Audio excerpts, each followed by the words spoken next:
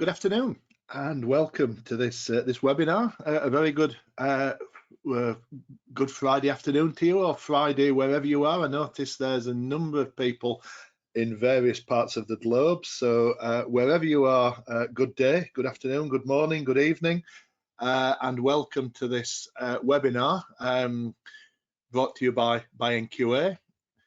You should all be able to see my screen. Just to make sure you're going to get what you're expecting, we're going to be, over the next 3/4 of an hour or maximum of an hour, we're going to be covering PAS 2060, the publicly available specification for carbon neutrality.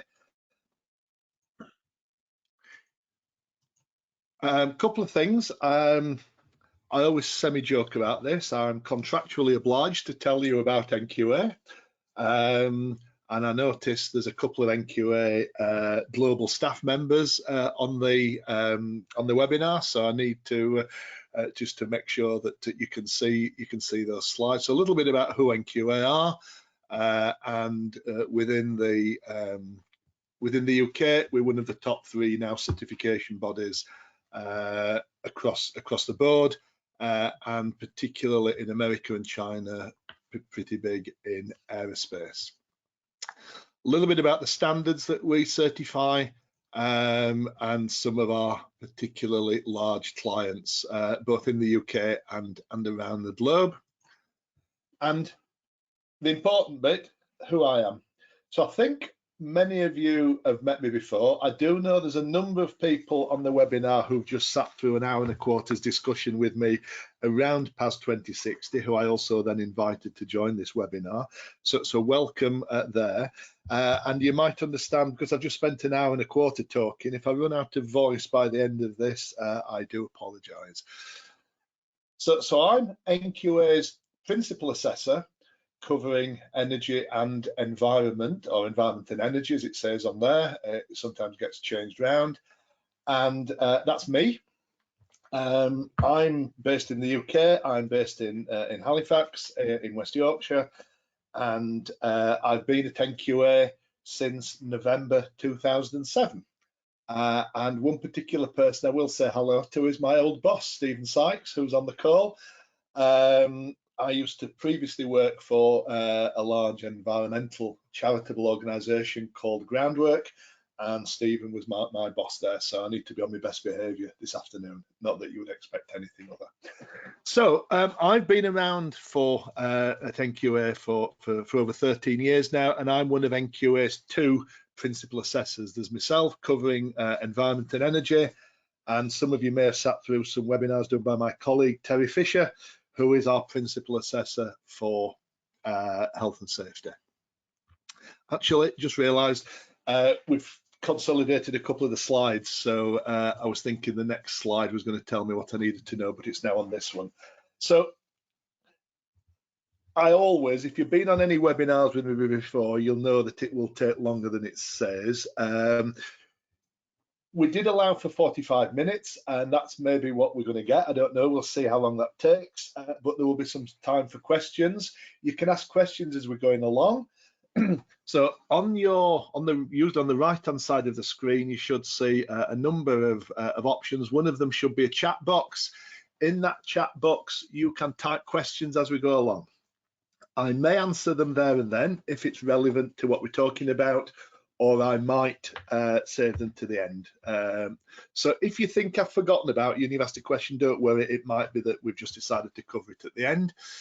So that's asking questions. As I say, there is time at the end for more formal questions.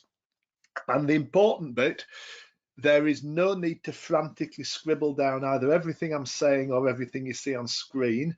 Everybody who's registered on the webinar, whether you attend or not, so even if you've registered, you will all get a copy of the slides, and also this webinar is being recorded, and there will be a link sent to you all with details on how to actually access the details of the webinar, and to be able to see the actual or listen to a recording, if you like, of what's going on. So I think that's nearly everything. I'm just going to double check something because for some rather strange reason I can't see the chat box on my screen just at the moment. I can see the question box, so it might be better if you can to ask a question in the question box for now, because for some reason on my screen the chat box isn't there and I'm not quite sure where it's disappeared to. So hopefully, can somebody just say hello or something in the chat, in the question box, just to make sure that that we can see that there's something there, because as I say, for some reason I appear to have lost the chat box. Anyway, thank you. Hello, thank you, Rita. I'm going to get deluged by people saying, "Oh, that's fine. Everybody can see that. I can see all the questions now, so that's great. Thank you." Right, so don't need to write everything down. You will get the slides and you will get a link to a recording of the webinar. So what are we going to do? We're going to have a look at what carbon neutrality is. Try and cut through some of the terminology. We're going to look at the PAS 2060 approach. We're going to look at what the standard actually is. And we're going to then look at how we would walk through the standard with somebody who was wishing to seek to be certified against that particular standard. So to have a look at what is meant by the term carbon neutrality, to understand the background to carbon reductions, why are we doing it? I always assume on these webinars that everybody knows nothing. Apologise if I'm going over ground that you already know, but I assume that everybody knows nothing, and we'll all start at the beginning. So we're going to look at the development of PAS 2060, what are the benefits of it, look at the different scopes of carbon emissions, and then finally the 4 stages of the PAS 2060 process. So there's many different terms that are bandied about. You only got to switch on the news these days, and if they're not talking about COVID, they're going to be talking about carbon neutrality or net zero or global warming or climate change or something like that. So there's lots and lots of different terminology, and I want to try and make sure that we can all sort of understand what it is that we're looking at, what we're talking about, the different things that are out there, and that we're all, if you like, singing from the same hymn sheet. So just going through the slide then, let me just say, I've got, right, sorry about that, I've got the chat box back. It's better if you type in the chat box. Sorry to change that, but I've just worked out where it is. So the different with the question box, I can only see one question at a time. If it's in the chat box, I can see everything. So forget what I told you 5 minutes ago. We're going to go using the chat box for questions. Thank you. So carbon neutrality, just to try and cut through some of this. Carbon neutrality defined as a state of balance between the carbon dioxide emitted into the atmosphere and the carbon dioxide that's being removed from the atmosphere. So that's not saying that you're stopping emitting carbon, but you're doing something to try and balance out that effect. Zero carbon or net zero is no carbon emissions are being produced. And if I'm being brutally honest, I always maintain that that's a physical impossibility. We'll never get to the stage where we're not producing any carbon at all. But for purposes, we tend to talk about zero carbon or net carbon, and that's going to be getting as close to zero as we can. I do know with one of the universities I'm working with in Manchester, working with what's called the Tyndall Centre, they've set net zero as actually a 95% reduction. So they accept that there will be 5% of their current emissions that they're not likely to be able to remove. And then carbon negative, there are some companies already claiming to be carbon negative, and that's reducing your carbon footprint to less than neutral. So in other words, what we're doing is you're actually removing carbon from the atmosphere rather than adding to it. So you've tipped the balance of the scales the other way. And in fact, there are some companies now committing to removing historical carbon. So looking at either offsetting or putting schemes into place to remove carbon from the atmosphere, to not only look at removing what's being produced now, but to look at what's being produced or what has been produced in the back. in historical times. So the Carbon Trust definition, so that's the UK Carbon Trust, they've defined carbon neutrality having a minimum requirement of covering scope 1 and 2 emissions, with scope 3 being encouraged, whereas net zero must cover scope 1, 2 and 3 emissions. And we'll have a look shortly at what we mean by the different scopes of emissions. So why do we think this is important? Why carbon neutrality? Obviously to solve the problem of man-made emissions and their impact on climate change. As I say, it's on the news constantly at the moment, quite rightly so, and obviously later on this year we've got the COP26 climate conference taking place in Glasgow, probably going to be the most important climate conference that we've had to date.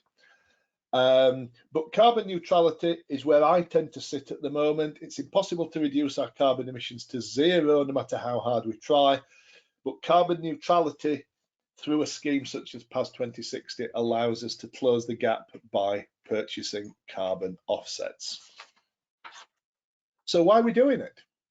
Obviously, the Earth's climate, the Earth's 4.5 billion years old. We've seen many changes. As recent as 18,000 years ago, most of Britain, most of the UK was covered in ice and glaciers.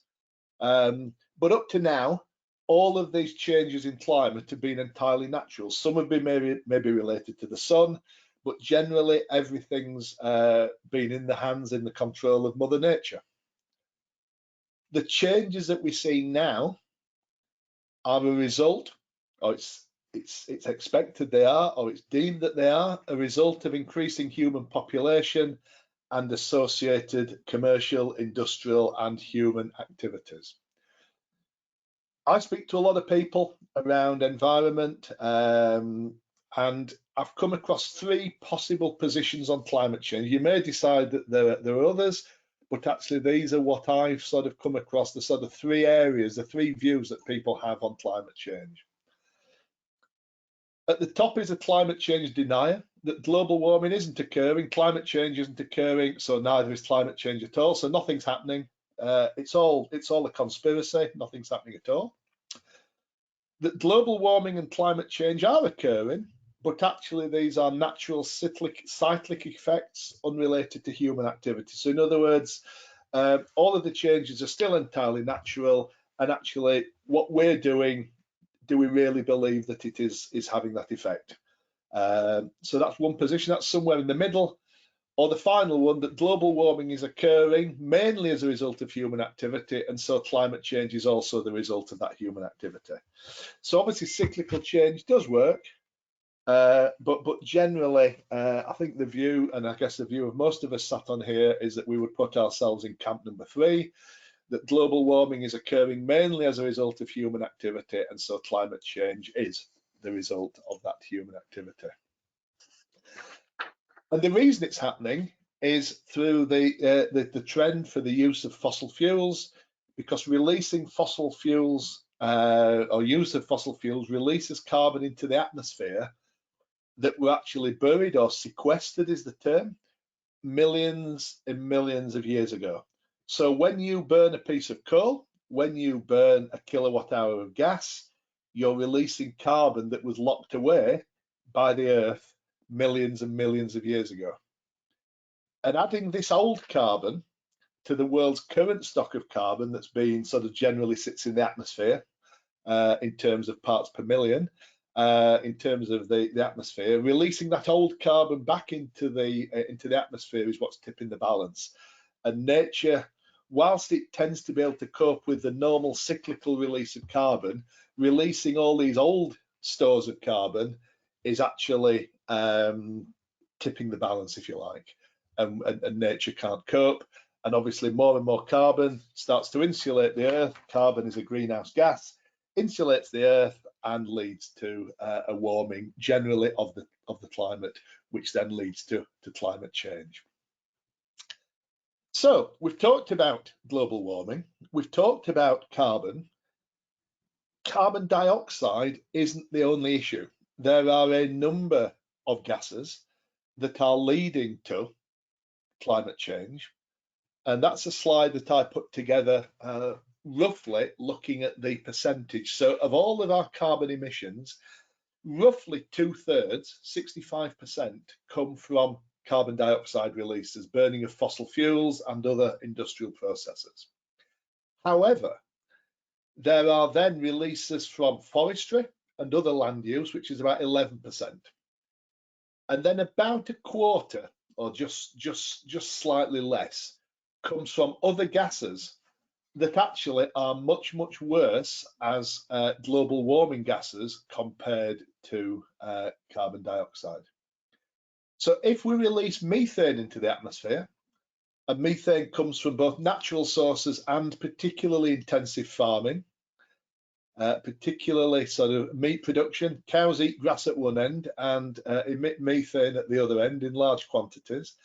As a global warming gas, methane is approximately 30 times as severe. So 1 kilogram of methane has the same global warming impact of about 30 kilograms of carbon dioxide. Nitrous oxide, through the production of fertilizer and use of fertilizer, and also through vehicle use, things like that, we release nitrous oxides as part of our driving around through burning of carbon-based fuels. That's about 270 times as bad as carbon. So 1 kilogram of nitrous oxide is equivalent to about 270 kilograms, or over a quarter of a ton of carbon. F gases, we find them in aircon, in chillers, places like that. They've tended to replace ozone depleting substances, which is great. That's allowed the ozone layer to start to renew, but it's also now causing issues with climate change and the global warming. They have a figure somewhere between 800 and 10,000 times. So if it's one of the worst F gases, 1 kilogram of gas might be the equivalent of 10 tons of carbon. And then finally, the worst thing I could come across was sulfur hexafluoride, which we find as an insulator in some high voltage applications. Not very much of that, but that is 22,500 times as potent as carbon dioxide. So this is all to give you a little bit of background information. I appreciate there's people sat around the world, so this may be slightly less interesting to yourselves. But certainly within the UK, we have set and enshrined in law, and I've had to just over the last couple of days update this because it has changed slightly. As the UK, we are setting carbon budgets, and these carbon budgets are enshrined in law and are leading us down to what's called the balanced net zero pathway. So round about the late 2040s, 2048 or somewhere around about there, we are looking at, as a country, being as close to net zero as we possibly can. Now, obviously you can see the trajectory, and obviously we've got the carbon budgets now 1 to 6. The 6th one has been fairly recently announced. The previous 5 are active legislated carbon budgets. I don't think the 6th one has been set in legislation just yet, but you can see as a country what our emissions are in terms of million tons of carbon equivalents a year. So when we talk about carbon equivalents, that takes into account the figures that we saw on the previous slide. So it's the equivalent of tons of carbon. So sat here as we are in 2020, we are somewhere in the region of about 5 million tons of carbon a year, carbon equivalent, going into the atmosphere. Those are our current emissions. And to put that into context, the UK's carbon emissions are probably somewhere in the region of between 1.5% and 2% of global man-made carbon emissions. Not trying to score any political points either way, but in order to work towards our carbon budget, this was the government's 10-point plan, which I think was released towards the end of 2020, to get us towards and to get us on track for net zero. I'm not going to read that out in detail. You can see that for yourselves. but there are the main 10 points on the left-hand side, going from offshore wind through hydrogen, nuclear, right the way down to assisting nature through planting of trees and innovation and finance. So using tax methods and also investing in technology to reach these new energy ambitions. So that's how the government are guiding us along. So we've got to do our bit to try and reduce the amount of carbon that we and our businesses are emitting. So going forward from where we are, sat here now in the sort of third of the way through 2021, sorry, we're at what's being called an important inflection point. So governments, industry and civil society, everybody's coming together to take climate action. As I say, it's on the news almost every day. And there's a growing consensus around the world that a zero carbon future is important. And in order to achieve the Paris goals, we must halve global emissions over the next decade. Now, I suspect those are the Paris goals. We may find that there are some tighter goals coming out of COP26 in Glasgow later on this year. But for the Paris goals, we need to halve our emissions over the next decade. And in order to do that, to rapidly adapt and prevent our climate warming further.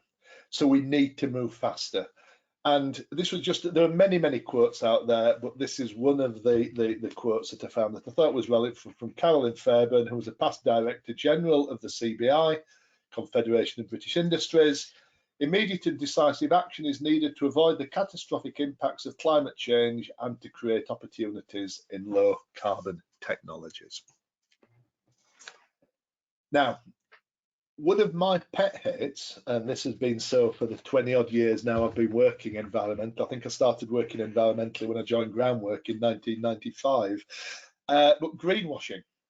So greenwashing is an attempt to capitalise on this growing demand for environmentally sound products and ways of working, but actually conveying a false impression that what we're doing, both as a company and our products, are environmentally sound. Some very, very well-known examples of this, you know, people like VW. I would never trust any claim made by VW ever again, I don't think. But lots of people make spurious claims that their products, their services, and them themselves are environmentally sound. However, a genuinely green product, a genuinely green business organisation backs up their claims with facts and further details. So how do we do this? In terms of carbon neutrality, one of the key ways now that people are looking at is the use of this standard PAS 2060, publicly available specification. I always make the same joke. It's a publicly available specification, but you've got to buy it. So it's not that public. I'm also just going to say, at the moment, nobody appears to have asked any questions or has written anything in the task box. Now, it does look as though there is a question, but if you remember, here we go. Right. Can I just ask, there are a couple of questions in the question box. Could I ask you from now to start writing them in the chat box rather than the question box? I am going to come back to some of the questions towards the end because I think we'll come back to those. I think they're more appropriate to look at the end. So we'll look at those because there's some fairly technical questions around where is the chat box? Is the chat box not under the question box on the the right hand side of, oh, you can't find the chat box either.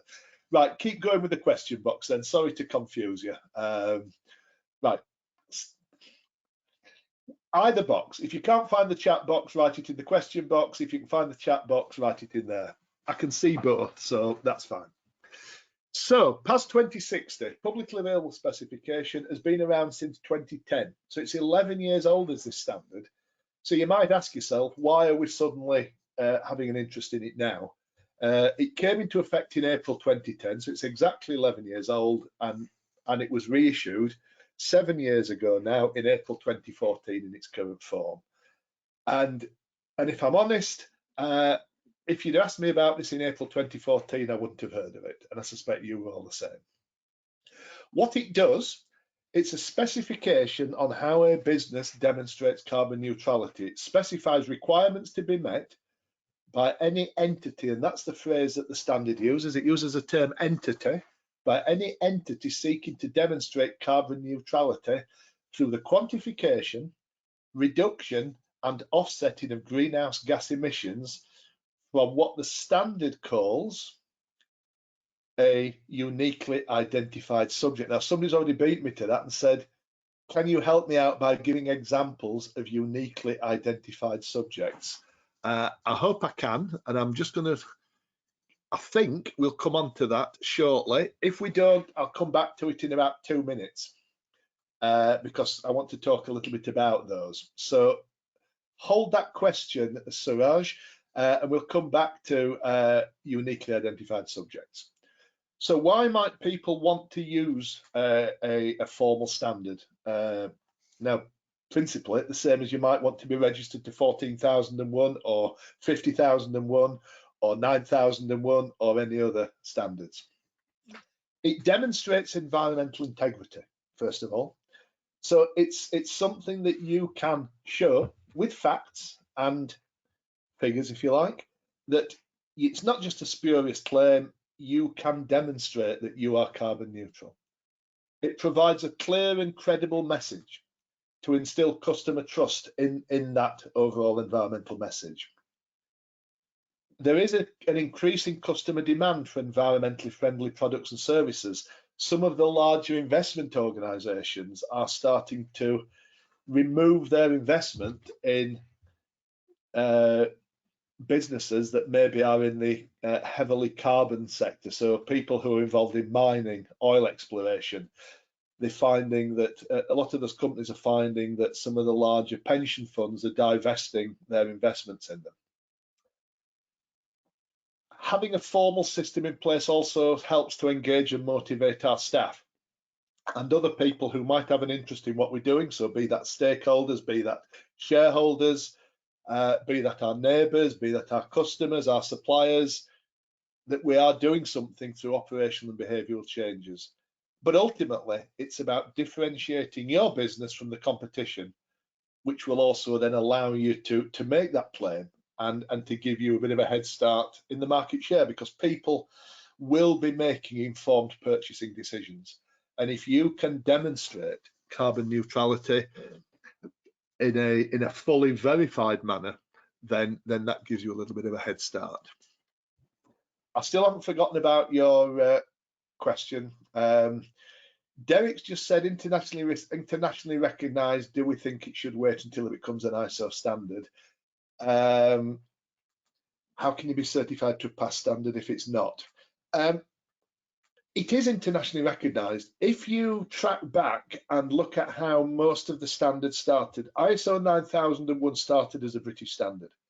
ISO 50001 started as a British standard. ISO 14001 started as a British standard.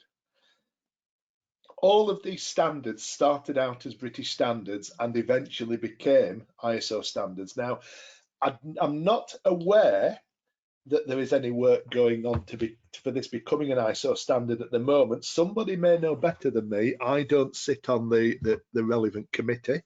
My director would probably be a better person for me to ask, but I'm not aware of any plans at the moment.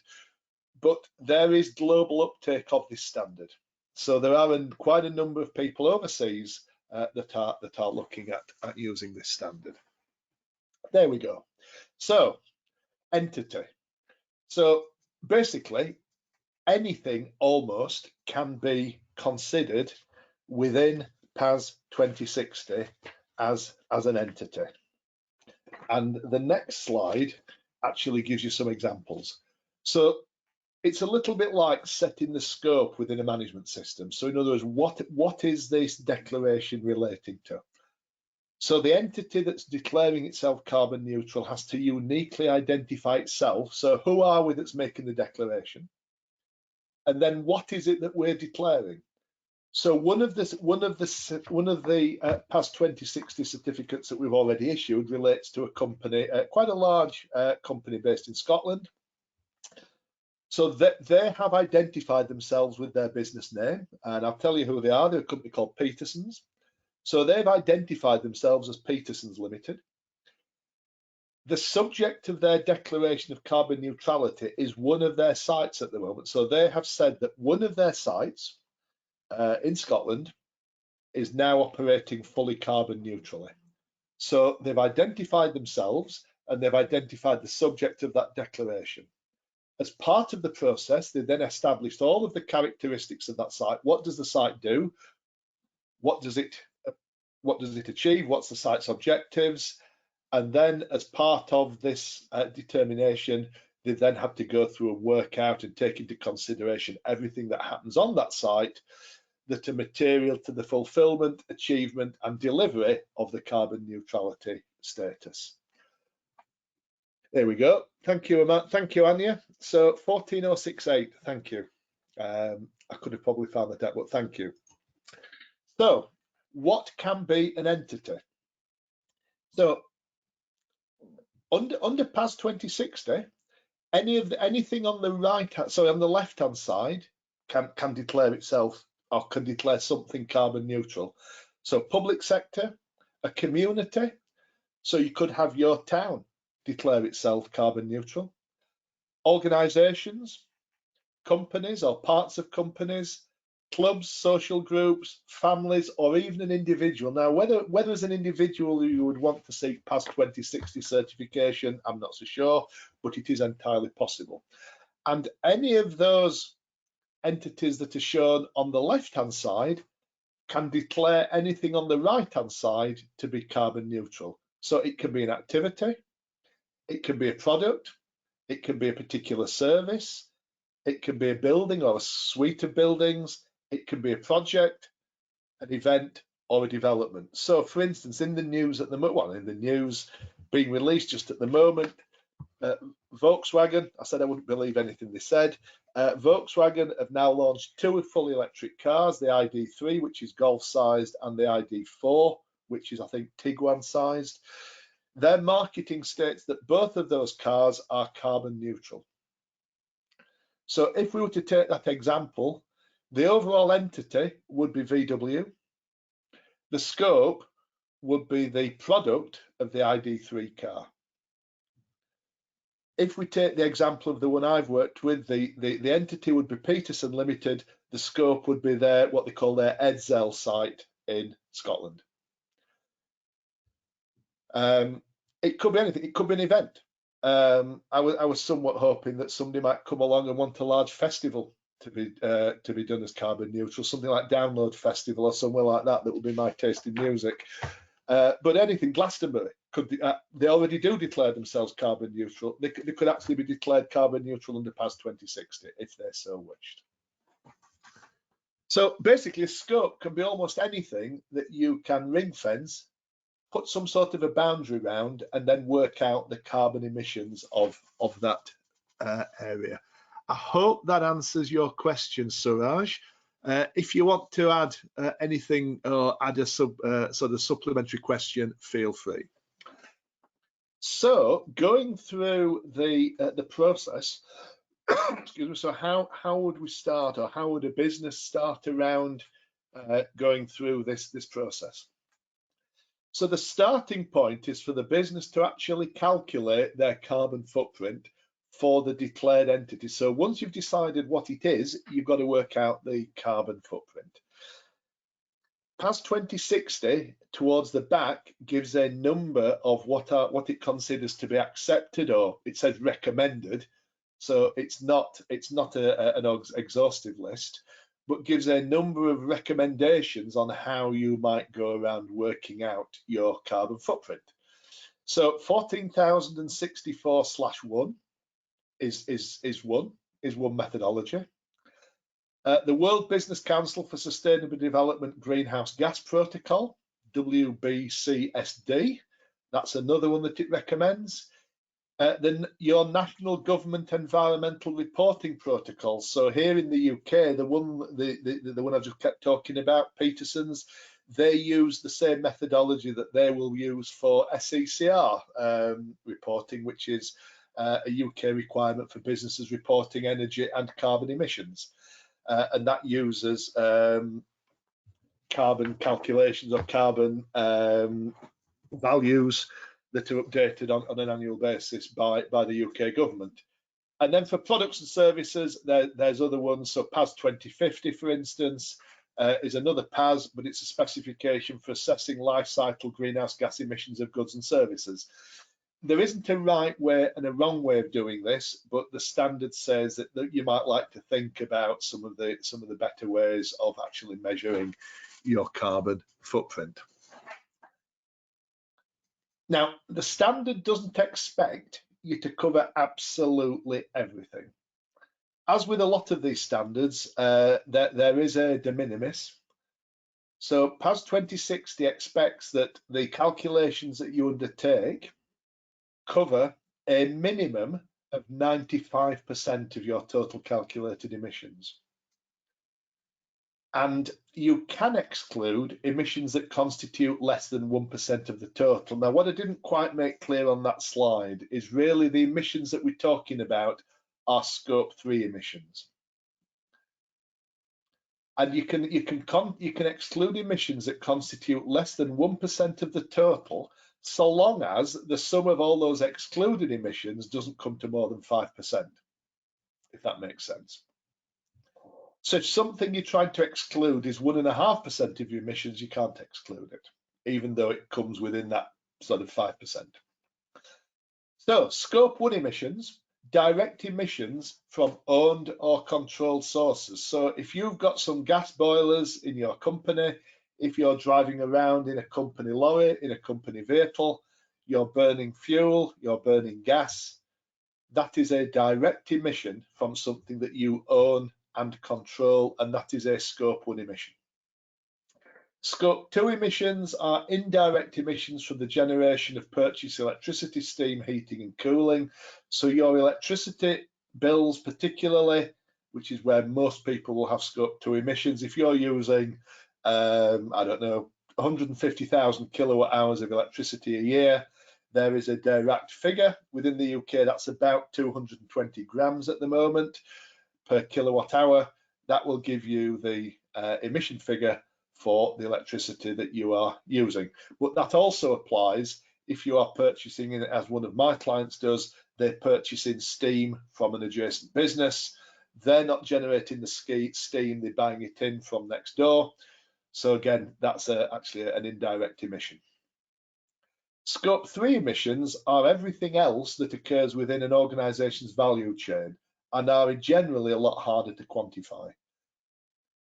So treatment of waste, purchasing of goods, business travel, employee commuting. One of the questions that cropped up in the discussion I was having with a number of the consultants earlier on this afternoon was about calculating scope 3 emissions for people working from home. Right, good questions, and one that we picked up earlier on. For scope 2, the electricity emission figure, does it matter if the electricity comes from renewable sources? Well, yes, it does matter, but when you're doing the conversion, you're doing the conversion based on the actual figure that the government provides in the UK. So if you're on a green tariff, that's good. But actually, when you put your plug in the wall, you're not getting green electricity, you're getting a cocktail of electricity coming out of the wall. So generally, it's when you're reporting greenhouse gas emissions, you use the conversion figure that the government provides, which takes into account the amount of carbon that's in the grid and takes into account the amount of clean electricity, renewable sources, if you like. About 5 years ago, the figure was, and I'm talking in very round figures now, about 5 years ago, it was somewhere approaching 500 grams per kilowatt hour. That's more than halved, down to about 210, 220 now. So that's already been taken into account by the calculations, I'm afraid.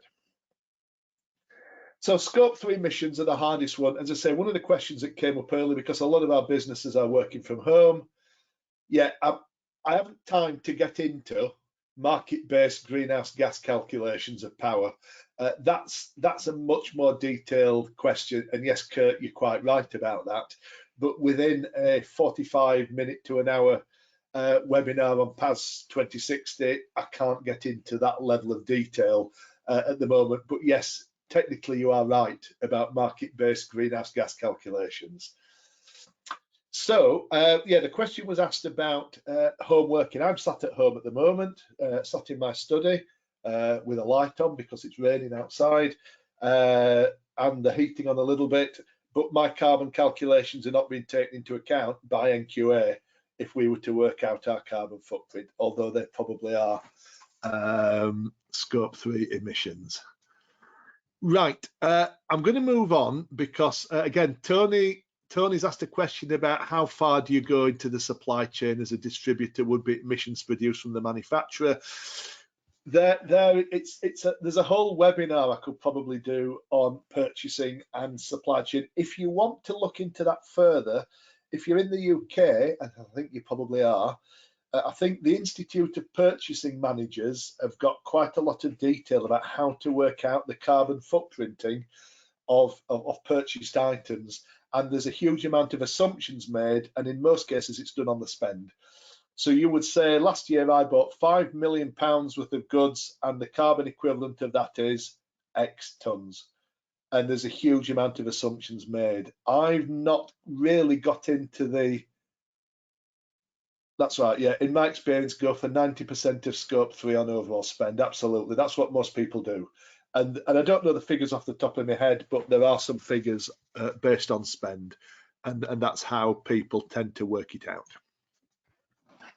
So having worked out what your carbon footprint is, by whatever method, and then having had an organisation like ourselves validate that figure, the next thing is to actually start to reduce that carbon, those carbon emissions. Now, in the first year, the standard allows for you to fully offset 100% of your carbon emissions. So let's say if we take the company I've talked about numerous times now, Peterson's, in the first year, their carbon emissions for 2020, which was the period that they were claiming and buying credits for, their carbon emissions were 221 tonnes. So as at the point that they were certified to PAS 2060, they hadn't made any reductions. They fully offset their 2020 emissions. The next stage is for them to plan to reduce these carbon emissions. And as part of that, a business has to produce a carbon management plan. One of the main parts of that carbon management plan is a public commitment to continue, not only to achieve, but to maintain carbon neutrality, and to produce a timescale for achieving the carbon neutrality and setting specific targets for greenhouse gas reductions.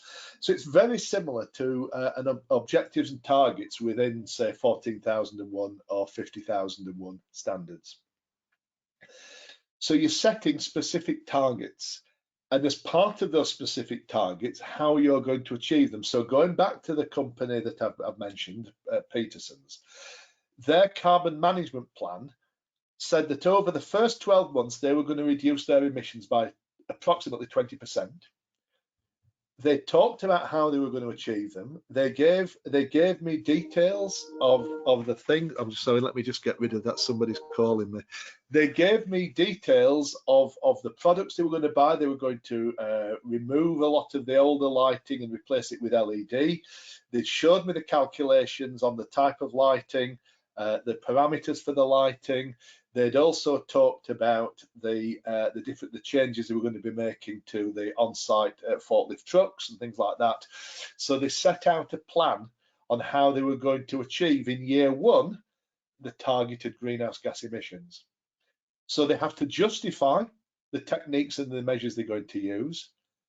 You can start to take into account historic reductions. They chose not to. They decided to set a baseline of 2020 and move forward from there, and that's the easiest way to do it. And then finally to let me know what the offsetting strategy was. So they had to offset 221 tonnes, and at this stage they tell me what they are going to buy in terms of their offsets. The plan has to be updated annually, and there is a formal requirement for continual improvement. So this is very similar to 50,001. there has to be a continual improvement in carbon emissions. Now, the declared reduction can be absolute or it can be in carbon intensity. So it may be, if it's a manufacturing organisation, that actually, let's say, for instance, they've doubled their sales, they've doubled their manufacturing output over the year, which means they're going to be using more energy, and therefore they're going to be producing more carbon. If they have worked out, as you would with 50,001, a performance indicator, they may say it's kilograms of carbon per item of product. So that carbon intensity has to show a reduction. So you can claim reductions in either absolute or reductions in intensity. The standard does allow that. It's not penalising people who are starting to up their production.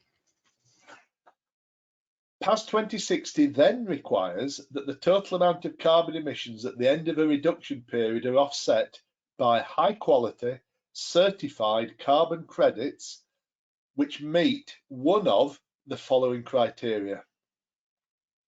Sorry, yeah, it meet the following criteria, but one of a number of approved schemes. So within the standard, there's a list of approved schemes. So the Clean Development Mechanism, Joint Implementation, Gold Standard, Voluntary Carbon Standard. There's a whole list. There's about a dozen or so that are listed as being acceptable offsetting schemes. They have to be genuinely additional. So in other words, they have to be reductions that wouldn't have happened anyway. And they have to be verified by an independent third party to ensure that the reductions are permanent. Now, if you buy from a PAS 2060 approved scheme, then they've already been verified by an independent third party.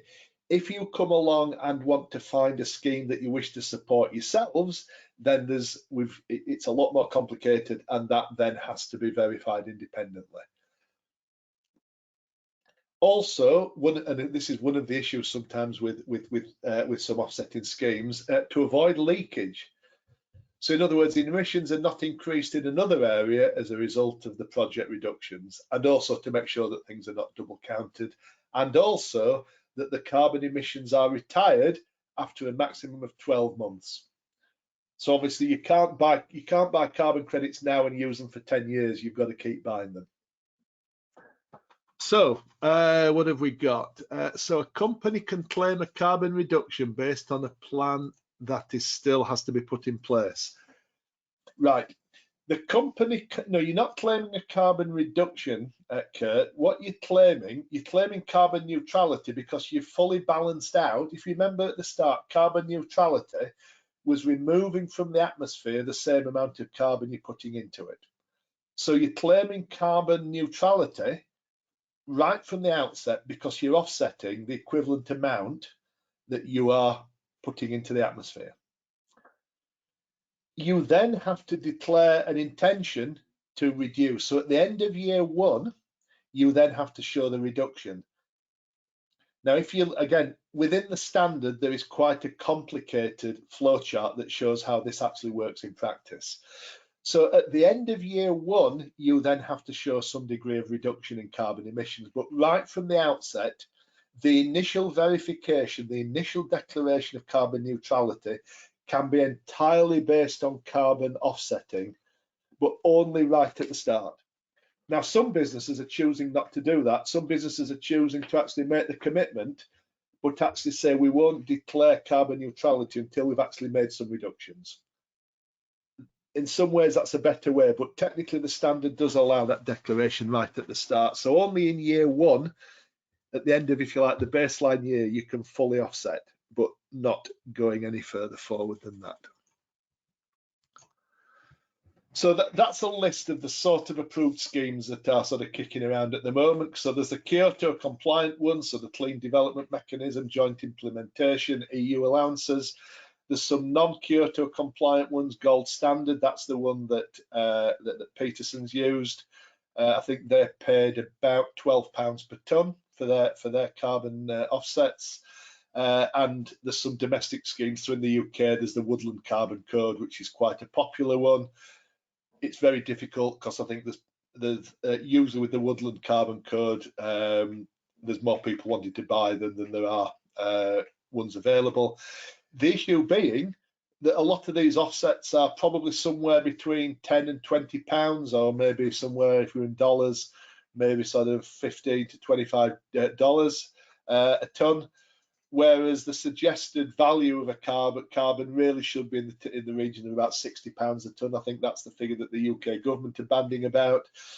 That's actually should be the cost of actually carbon. It should be 60 pounds a ton, however that is charged, whether it's taxation or whether it's through an offsetting mechanism. What is involved in a scheme? I'm not quite sure what you mean by that.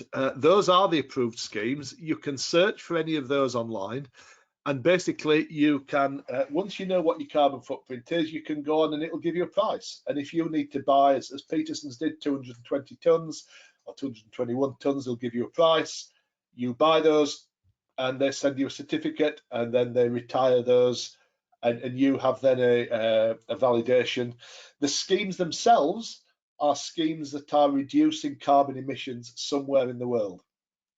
So a lot of the schemes are in developing countries, usually things like installation of solar power, renewable technologies. The scheme that Peterson's used was a scheme that was building wind turbines for villages or towns in certain parts of Indonesia. So those are the sorts of schemes that are operational. You've got to be careful. There's a lot of snake oil salesmen out there. That there's been a lot of bad press about offsetting recently, or maybe not recently, but historically, and that's why the standard only really permits the use of approved schemes. To give you some idea of where people, the amount of things people are needing to buy, and I'm not going to enter any discussions about these. You might think that some of these are right, some of these are wrong. These are just to give you a very, very rough idea. So the average territorial emissions from a person in the UK are about 6.5 tons a year. That's your personal carbon footprint. In America, as you can well imagine, that might be starting to come down with a change of administration, but at the moment it's about 16.5 tons per year in America. Across the EU, it's slightly lower than the UK, about 6.4 tons. A return flight from New York to London in economy is about 1.7 tons. If you fly business class, if you can afford to fly business class, that's about 5 tons. Construction of a building, so embodied carbon in the construction of the building, about 0.5 to 1 ton per square metre. Depends on the size of the buildings, of course. So construction of a 10,000 square metre building is somewhere between 5,000 and 10,000 tonnes of CO2. And use of office space in a typical office for about 100 employees, you're talking somewhere between 50 and 100 tonnes. Those are just to give you some idea. I don't claim those to be 100% accurate. They are just some idea of the types of figures that we're talking about people needing to offset. The final stage in the PAS 2060 cycle is to then document and validate. So the final stage is to produce what's called a qualifying explanatory statement. And this is a public document. If you go online, go onto Google, other search engines are available. If you go onto Google and search for qualifying explanatory statement, you will find quite a number, because it's a public document. It's a document that's out there that discloses all of the relevant supporting documentation that's leading to your declaration of carbon neutrality. So it includes proof of emission reduction, not in the very first year, obviously. It talks about proof of withdrawing of offsetting credits, so the ones that you've bought, proof that they are being withdrawn. It talks about the carbon footprint, so there's a little bit in there about what your carbon footprint actually is, how it's been calculated, what methodology you've used to calculate it. Talks about the carbon management plan, the carbon reduction plan, what is it you're going to be doing, and then the statement itself. And the requirement is to provide all of this information. We, as a certification body, assess that, and then providing that that's all in place, we then provide certification valid for 1 year, on carbon neutrality status. Now, the standard itself permits 3 types of validation. Now, the first one is self-validation.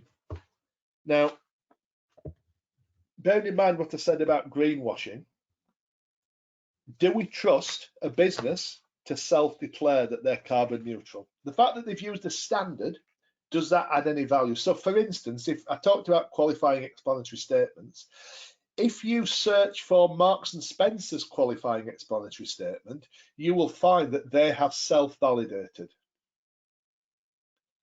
They have self-validated their statement. Now, those of you that are in the UK and have seen the Marks and Spencer's advert, you might argue this is not just carbon neutrality, it's Marks and Spencer's carbon neutrality. But ultimately, they are self-declared. Nobody has double-checked that. They've just produced a qualifying explanatory statement and said, we're Marks and Spencer's, we're carbon neutral, and here's the supporting evidence, make your own mind up. The middle one is validation from a non-accredited organisation. Just as you can get accreditation to 14,001 from a non-accredited organisation. The final gold standard, if you like, is independent third-party validation. An independent third-party validation is using somebody like ourselves. Now, the standard itself, PAS 2060, gives some indication of what is acceptable. Pardon me, what is acceptable as accredited independent third party. NQA, as a fully accredited energy and environmental management system certification body, so we're fully accredited to offer 14,001 and 50,001. That gives us the right to offer PAS 2060. As an aside, UCAS are now working on putting together a full accreditation scheme for PAS 2060. It's not there at the moment, so anything that's offered is accredited, but accredited indirectly using the standard. But there will not be a UCAS logo on the certificate as you would find on a 14,001 certificate from NQA. Tanith, I don't want to get too much into why in the same flight economy is 1.7 tons and flying business class is much more. It's a generally accepted principle that if you fly business class or first class, you take a bigger share of the emissions because you have a lot more room on the plane. I guess that's part of it. Yes, you could argue that there's 200 people on the plane, so you divide the carbon emissions by 200, but it's weighted because if you're sat in economy, you're taking up much less room on the plane. That tends to be why. But again, it's not really for this discussion, but it's a fairly well accepted principle. It's the same if you travel by train. If you get your carbon emissions from Virgin or whoever it is now on West Coast, they will tell you that first class ticket has a slightly higher carbon footprint than standard class because you're taking up more space. So finally, just some tips. We're drawing towards the end of my little bit. We're going to come on to the questions in a minute. So as a business, we believe, and we would say this, but I think it's generally the case, certification from an external body bolsters the credibility within the industry and also provides guidance if you need support in meeting your carbon neutral goals. So we walk people through this process. We can't act as consultants, but we walk people through the process. Obviously, in terms of making the most of technology, we're talking about using dashboards, database solutions to find out where the carbon is. So this is talking about how you might measure your carbon footprint. So this is very similar to what we might talk about on 50,000. Where do we get the figures from? Can we get figures from automatic meter readings and things like that? As with anything, leadership has to come from the top. So embedding large-scale changes on success, there's got to be buy-in and visible support from senior leaders. That's why within all of the standards now there is a section on leadership, sharing responsibility. So employees and departments looking at their own carbon footprint, maybe empowering people to find ways to all work together. businesses collaborated together. One of the consultants that was with me earlier on this afternoon is part of a wider group of businesses that are working together to share expertise in sort of a carbon management club. I know there's a number of these areas around the UK that people are working together to do this, and also there's a lot of work around science-based targets to make sure that you're playing your fair part in cutting carbon to reach the global goals of attaining net zero emissions. Now, looking down some of the questions, working the way back, Javier, as an NQA agent, can we talk about that separately? Can you issue a PAS 2060 certificate if you're qualified? Technically, yes, but you would need to come and talk to myself and Nick Wright about the process for doing that. So that's an internal issue. Going back through the, I'm just seeing if there's anything else. Somebody can't find the chat box, that's fair enough. What's involved in a scheme? Sorry, I'm just moving the slides now. Sorry about this. Right, I'm just going through the questions to see if anybody else, yeah. To base scope 3 emissions mostly on spend is rather like being an ostrich trying to ignore the approaching tsunami that we can all see. Yes, it does. I agree entirely. If you can come up with a better way of working out carbon footprinting on purchased goods, feel free to try and put one forward. But at the moment, the general accepted method for scope 3 emissions is to use it based on spend. That's the generally accepted way. It's based on assumptions, but as with everything else, this will develop over the time. What else have we got in terms of the questions? I think I've covered most of the others. Right. I think I've answered all of the questions to date. Does anybody else have any questions? I've not done bad. I've kept it to just over an hour. There's a couple of slides towards the end, just a little bit about NQA again, the fact that we've got training courses in a lot of this stuff as well. And we do a number of what we call advanced training courses that look at individual areas, maybe within some of the standards. That's just another part of the stuff I'm contractually obliged to say.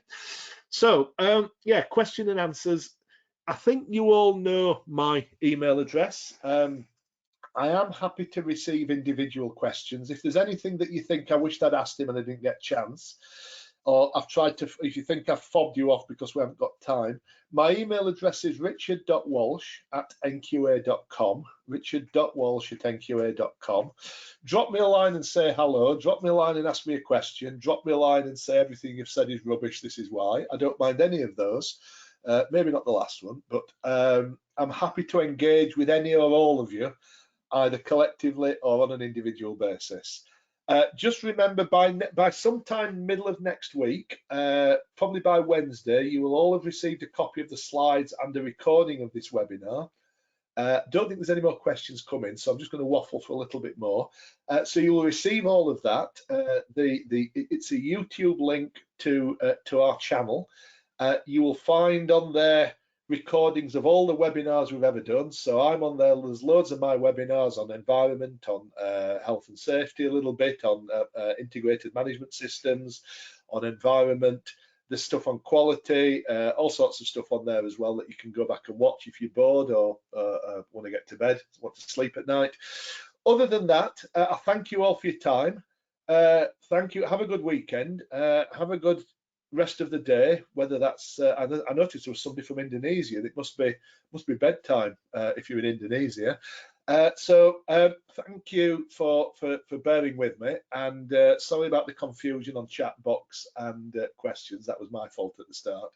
So thank you very much. No more questions, so have a good weekend, keep in touch, and remember richard.walsh@nqa.com if you have any individual questions. Thanks everybody, and maybe catch up with you again on another webinar sometime. Bye-bye.